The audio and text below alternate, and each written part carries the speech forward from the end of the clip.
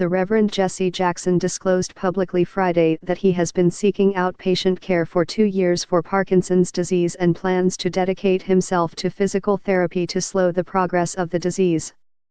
In a letter to supporters, the 76-year-old civil rights icon said family and friends noticed a change in him about 3 years ago, and he could no longer ignore symptoms of the chronic neurological disorder that causes movement difficulties.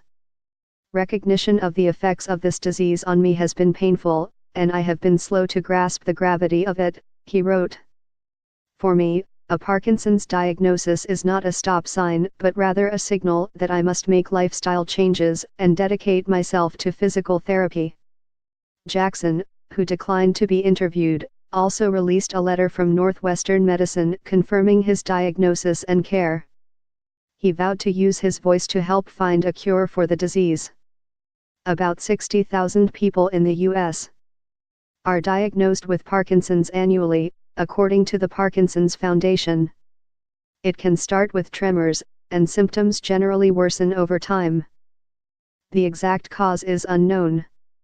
Treatments include medications, surgery, and physical therapy.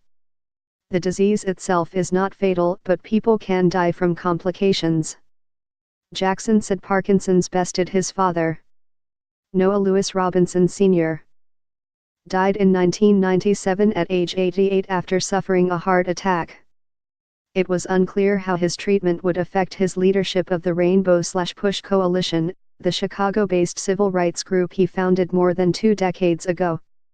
Jackson has remained active in his advocacy and travels, including traveling to Puerto Rico last month for a hurricane relief mission and hosting a symposium in Washington, D.C., earlier this week. A protege of the Reverend Martin Luther King, Jackson was instrumental in guiding the modern civil rights movement on a wide variety of issues, including voting rights and education. Twice a candidate for the Democratic presidential nomination in the 1980s, he has remained a strong voice in numerous anti-discrimination efforts, including advocating for affordable housing.